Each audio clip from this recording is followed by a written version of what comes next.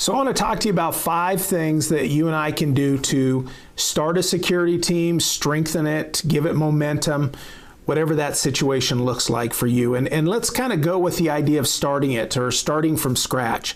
First thing I suggest is you choose the team members. As a leader, whether you've been charged with getting the program going or whether you're the pastor or priest or whatever that situation looks like, the first thing I recommend is you go to the people that you want on that team and you choose them. And so you choose those folks, pick them, handpick them, and we do that based on experience. Law enforcement folks, previous law enforcement folks, those make great usher/security team members.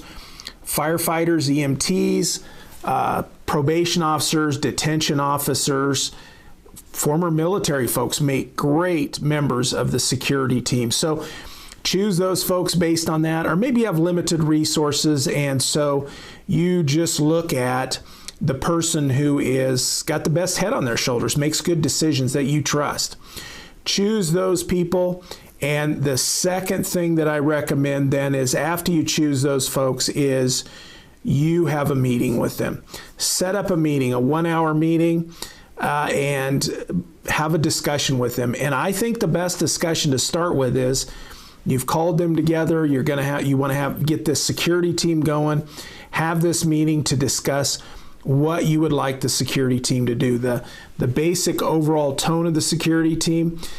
Do you want it to be laid back? Do you want them to be trained to be ready to go kind of thing? And then discuss what you want them to do with the most likely issues. And I've got those in the handout. There's a handout here within this segment that you can download and print. And it's right at the bottom of this video. And so go down there, print that out, and then it gives you some guidelines of the things that are likely to happen. We want to talk about with our team, what do you want them to do if we have a medical emergency? What do you want them to do if somebody comes in and interrupts the service and begins yelling, that kind of stuff? And, other things like domestic disputes, restraining order or no contact order violations, that kind of stuff. That is likely to happen. Now, we always have hanging out there the concept of having an armed security team, and that may or may not fit with what you want or your denomination. But I think that's something, that's held above us, held over us that we need to be working on, and I tend to agree with that. At some point, we have to address what we're going to do if there's violence breaks out. But right now, let's start with the more likely issues. The violent stuff, not likely to come to your church. We have to be prepared for it. But out of 350,000 registered churches, we have violence that's only going on a few times a year, once a month, maybe a couple times a month. And so the other stuff I would propose to you, and we talk about that in statistics within this university group here. We talk about it within statistics, which you can refer back to that. So look at our list in here of likely things to talk about during that meeting. Third thing that I want to recommend to you is have 5-minute, what I call briefing trainings.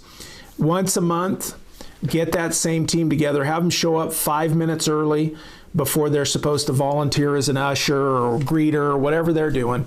Have them show up 5 minutes early and have a quick discussion. In this program, down below currently where we've got everything situated, are briefing videos, briefing trainings. Look for those things to share with your team in this university. And they have a sheet in there.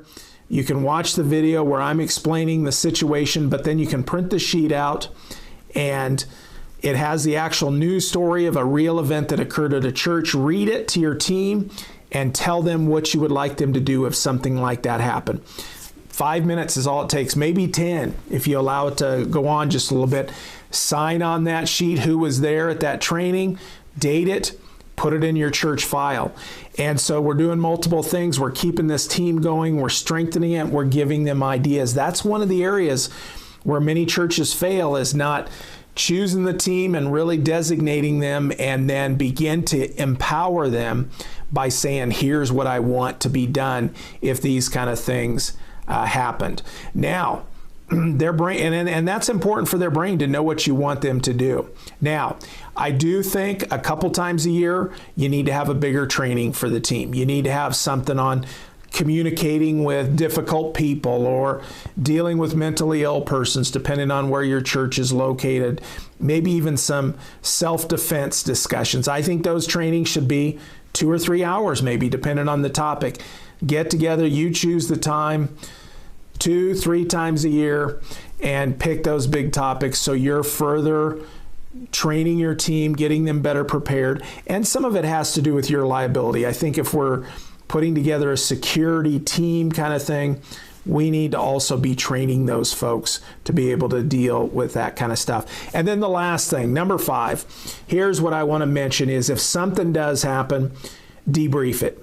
How did you do? How did the team do? Did they do what you wanted them to?